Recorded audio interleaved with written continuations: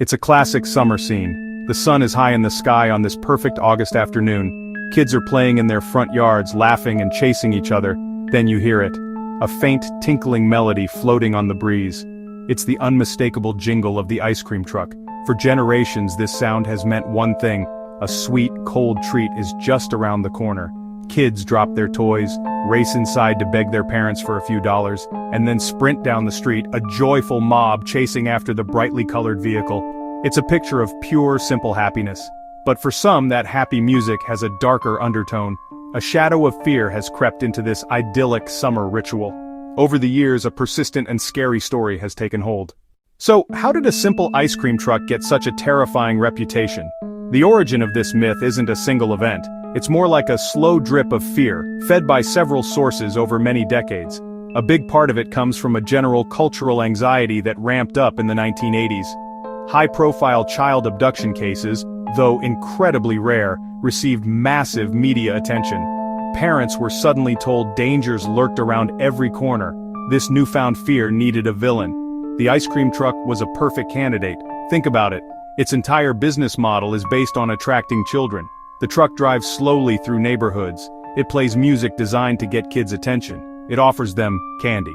In a climate of fear, it's easy to twist this innocent scene into something sinister. From horror films to crime dramas, a menacing van disguised as something innocent is a powerful device. Alright, we've talked about the feeling of fear. Now let's talk about the facts. When we look at actual crime statistics, the myth of the ice cream truck kidnapper completely melts away. The numbers tell a very different story from the urban legends. The most important thing to know is this. Child abductions by strangers are exceedingly rare.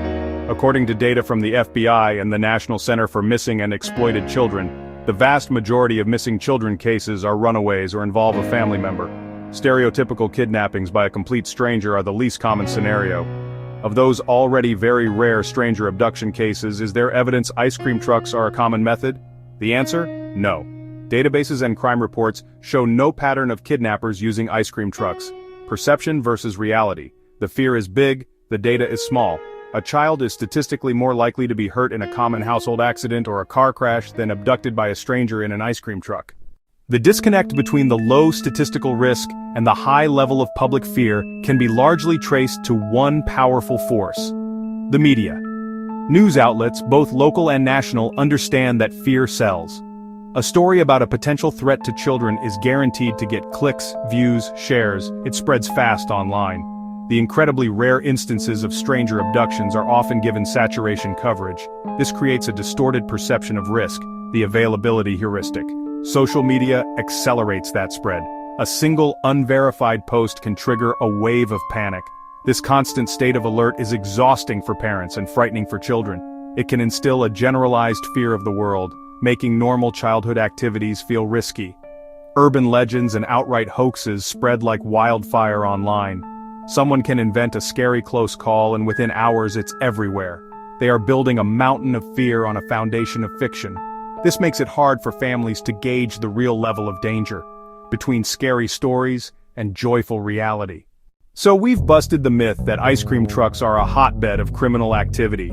But that doesn't mean basic safety rules go out the window. Safety experts say teaching smart strategies beats scaring kids.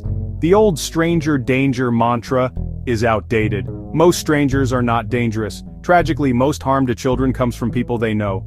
Teach kids about tricky people and unsafe situations. Know, go, yell, tell. This is an active plan, not passive fear.